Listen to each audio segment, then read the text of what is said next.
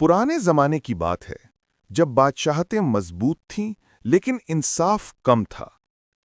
ایسے ہی وقت میں ایک ایسا حکمران پیدا ہوا جس نے دنیا کو عدل کی اصل پہچان دی۔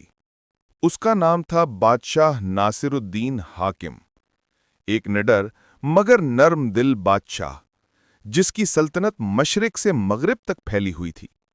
اس کے دریا سونے کی طرح چمکتے اور بازاروں میں امن کی خوشبو ہوا میں بسی ہوتی۔ لوگ کہتے تھے کہ اس کے دور میں چوری، ظلم یا ناانصافی کا تصور بھی نہیں تھا، مگر ناصر الدین کبھی خود کو مطمئن نہیں سمجھتا تھا۔ اکثر رات کے سناٹے میں وہ محل کی بالکونی سے نیچے سلطنت کو دیکھتا اور آہستہ سے کہتا، جب تک ایک عام شہری بھی انصاف سے محروم ہے، میری بادشاہت ادھوری ہے۔ یہ جملہ اس کے دل کی گہرائیوں سے نکلتا تھا۔ وہ جانتا تھا کہ طاقت جب انصاف کے بغیر ہو تو وہ ظلم بن جاتی ہے۔ اسی لیے وہ ہر صبح طلوع آفتاب کے ساتھ ہی عدالت شاہی میں بیٹھ جاتا تاکہ رعایا کے دکھ سنے، ان کے حق واپس کرے اور اللہ کے سامنے سرخ روح ہو۔ ناصر الدین کے دربار میں نہ کوئی دربان تھا، نہ کسی امیر کے لیے خاص دروازہ۔ ہر شخص ایک ہی صف میں کھڑا ہوتا، چاہے وہ فقیر ہو یا وزیر۔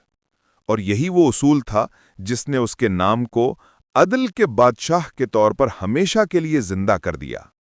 ایک روشن صبح تھی۔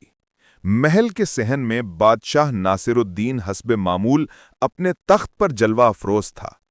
سامنے سنہری کرسی، ارد گرد وزراء، قاضی اور سپاہی۔ لیکن اس عدالت میں سب برابر تھے، نہ کوئی اونچا نہ کوئی نیچا۔ اسی دوران دروازے پر ہلچل مچی۔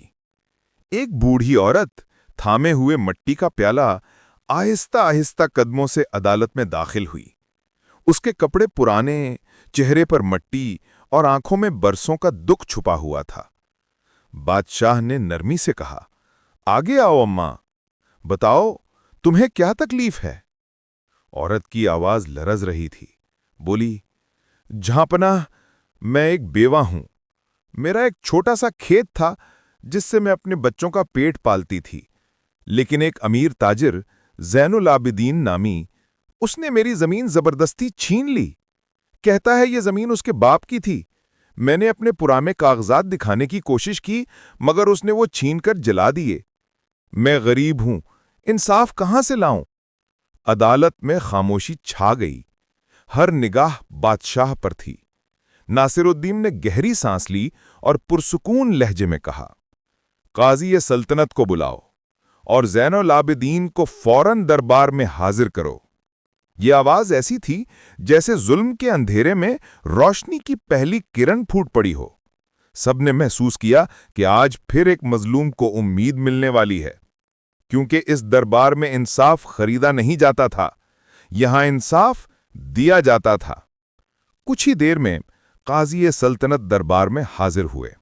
ساتھ ہی سپاہی زین العابدین کو لے کر آئے۔ وہ قیمتی لباس پہنے ہوئے تھا، چہرے پر غرور کی لکیریں نمایاں تھیں۔ بادشاہ ناصر الدین نے پرسکون مگر مضبوط لہجے میں کہا، زین العابدین، تم پر الزام ہے کہ تم نے ایک بیوہ کی زمین زبردستی چھینی، کیا یہ سچ ہے؟ وہ ہلکی مسکراہٹ کے ساتھ بولا، جہاں پناہ، یہ زمین تو میرے باپ کی تھی۔ اس عورت کے پاس کوئی ثبوت نہیں، میں نے تو صرف اپنی چیز واپس لی ہے۔ دربار میں ہلکی سرگوشیاں ہونے لگیں، لیکن بادشاہ خاموش رہا۔ پھر آہستہ سے بولا، قانون کہتا ہے کہ دعویٰ کرنے والے پر ثبوت لازم ہے، لیکن جب مظلوم کے ہاتھ میں کچھ نہ ہو تو بادشاہ کا فرض ہے کہ خود تحقیق کرے۔ یہ کہتے ہوئے اس نے قاضی کو حکم دیا کہ اس عورت کے گاؤں کے بزرگوں کو بلایا جائے۔ 3 دن بعد 4 بزرگ عدالت میں پیش ہوئے۔ سب نے گواہی دی کہ زمین اس عورت کے شوہر کی تھی۔ قاضی نے عدالت کے سامنے کہا، جہاں پناہ، گواہی صاف اور سچی ہے، یہ زمین اس بیوہ کی ملکیت ہے۔ ناصر الدین نے چند لمحے خاموشی اختیار کی، پھر بولا، زین العابدین، تم نے ظلم کیا ہے۔ تمہاری زمین ضبط کی جاتی ہے اور بیوہ کی زمین اسے واپس دی جاتی ہے۔ ساتھ ہی تم 20 دینار تاوان کے طور پر ادا کرو گے۔ زین العابدین کا چہرہ زرد پڑ گیا، جبکہ دربار میں عدل کی خوشبو پھیل گئی۔ بوڑھی عورت روتے ہوئے سجدے میں گر گئی اور کانپتی آواز میں بولی، خدا آپ کو سلامت رکھے جہاں پناہ، آپ نے میرا حق دلا دیا۔ وقت گزرتا گیا، سلطنت میں عدل اور امن کی روشنی پھیلتی چلی گئی۔ لوگ بادشاہ کو دعائیں دیتے اور ناصر الدین ہر دن اپنے رب کے حضور شکر ادا کرتا۔ مگر ایک دن محل میں ایک نیا واقعہ پیش آیا۔ خزانچی دوڑتا ہوا آیا اور کانپتی آواز میں بولا، جہاں پناہ، شاہی خزانے سے سونے کی 2 تھیلیاں غائب ہیں۔ یہ سنتے ہی محل میں کھلبلی مچ گئی۔ بادشاہ نے فوراً حکم دیا، تحقیق کرو، جو بھی اس جرم میں ملوث ہے اسے قانون کے مطابق سزا ملے۔ سپاہیوں نے کئی دن تک چھان بین کی، ہر ملازم سے پوچھا گیا، ہر کمرہ تلاشی کے بعد بند کیا گیا۔ آخرکار ایک غریب نوکر پر شک کیا گیا۔ وہ ایک کم عمر لڑکا تھا، سادہ، خاموش مگر وفادار۔ عدالت میں اسے پیش کیا گیا۔ بادشاہ نے نرم لہجے میں پوچھا، کیا تم نے خزانے سے سونا چرایا ہے؟ لڑکے نے کانپتی آواز میں کہا، جہاں پناہ، میں بے قصور ہوں، میں نے خزانے کو ہاتھ بھی نہیں لگایا۔ قاضی نے ثبوت دکھائے۔ کہا گیا کہ چوری کی جگہ کے قریب اسی کے کمبل کے نشانات ملے ہیں۔ دربار میں سرگوشیاں بڑھنے لگیں، لیکن بادشاہ نے ہاتھ اٹھا کر سب کو خاموش کر دیا۔ پھر آہستہ سے بولا، اگر ایک بے گناہ کو سزا دے دی جائے تو انصاف مر جاتا ہے۔ مجھے خود سچ معلوم کرنا ہوگا۔ 3 دن تک بادشاہ نے خود تفتیش کی۔ آخرکار سچ سامنے آیا۔ خزانے کا محافظ ہی اصل چور تھا۔ اس نے اپنے جرم کو چھپانے کے لیے غریب نوکر پر الزام لگایا تھا۔ دربار میں خاموشی چھا گئی۔ بادشاہ نے سب کے سامنے اعلان کیا، عدل کا کوئی رنگ نہیں، نہ کوئی ذات، نہ کوئی حیثیت۔ جو عدل کرتا ہے وہی حقیقی بادشاہ ہوتا ہے، چاہے تخت پر نہ بھی بیٹھا ہو۔ ناصر الدین کے انصاف کی کہانیاں دور دور تک پہنچ گئیں۔ دوسری سلطنتوں کے بادشاہ اس کے نام سے متاثر تھے۔ کئی درباری کہتے تھے کہ ایسا منصف شاید صدیوں میں ایک ہی بار پیدا ہوتا ہے۔ مگر پھر ایک دن ایسا امتحان آیا جس نے ناصر الدین کے ایمان، انصاف اور باپ ہونے کے جذبے تینوں کو ایک ساتھ آزما لیا۔ محل میں خبر پہنچی کہ بادشاہ کا بیٹا شکار کے دوران ایک کسان کے بیٹے کو زخمی کر گیا ہے۔ درباریوں نے سوچا کہ شاہی بادشاہ اس معاملے کو خاموشی سے ختم کر دے گا، مگر ناصر الدین نے قاضی کو بلا کر کہا، میرا بیٹا بھی عام شہری کی طرح قانون کے تابع ہے، انصاف کرو، چاہے فیصلہ میرے خلاف ہی کیوں نہ ہو۔ یہ سن کر دربار میں سناٹا چھا گیا۔ قاضی نے گواہوں کو بلایا، تحقیق کی اور آخرکار فیصلہ سنایا۔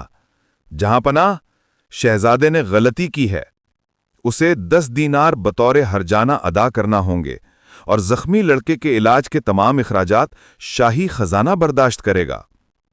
کچھ لمحوں کے لیے دربار میں خاموشی چھا گئی۔ سب کی نظریں بادشاہ پر تھیں، لیکن ناصر الدین کے چہرے پر سکون تھا۔ وہ مسکرایا اور بولا، یہی سچا انصاف ہے۔ میں خوش ہوں کہ میرے بیٹے کو قانون نے رعایت نہیں دی۔ اگر بادشاہ کا بیٹا سزا سے بچ جائے تو سلطنت میں عدل مر جائے۔ یہ الفاظ دربار کی دیواروں سے ٹکرا کر لوگوں کے دلوں میں اتر گئے۔ سب نے محسوس کیا کہ آج ناصر الدین نے صرف انصاف نہیں کیا، بلکہ خود پر انصاف نافذ کیا ہے۔ وقت گزرتا گیا۔ بادشاہ ناصر الدین بوڑھا ہو چکا تھا۔ چاندی جیسے بال، مگر نگاہوں میں اب بھی وہی انصاف کی روشنی جھلک رہی تھی۔ اس کی سلطنت میں امن کی ایسی فضا تھی کہ لوگ کہتے تھے کہ ناصر الدین کے زمانے میں رات کے اندھیرے میں بھی عورتیں زیورات پہن کر تنہا سفر کرتی تھیں، مگر کوئی ان کی طرف انگلی تک نہیں اٹھاتا تھا۔ اس عدل اور امانت نے اس کی بادشاہت کو دعاؤں کی چھاؤں میں بدل دیا تھا۔ لیکن بڑھاپے میں بھی بادشاہ کا معمول وہی تھا، صبح عدالت میں بیٹھنا، لوگوں کی باتیں سننا اور شام کو شکر کے سجدے میں گر جانا۔ ایک دن وہ عدالت میں بیٹھا تھا، چہرہ تھکا ہوا مگر دل مطمئن۔ اس نے آسمان کی طرف دیکھا اور دھیرے سے کہا، اے میرے مالک، اگر میں نے کبھی انصاف میں کوتاہی کی ہو تو مجھے معاف فرما دینا۔ کچھ دن بعد وہ دنیا سے رخصت ہو گیا، لیکن اس کی یاد، اس کا کردار اور اس کا عدل ہمیشہ زندہ رہا۔ اس کے محل کے دروازے پر لوگوں نے سنگ مرمر کی ایک تختی نصب کی، جس پر لکھا تھا کہ یہ وہ بادشاہ تھا جس نے خود پر بھی انصاف کیا۔ صدیوں بعد بھی جب کسی منصف حکمران کی مثال دی جاتی تو لوگ دھیرے سے کہتے کہ اگر تم انصاف دیکھنا چاہتے ہو تو ناصر الدین کا زمانہ یاد کرو۔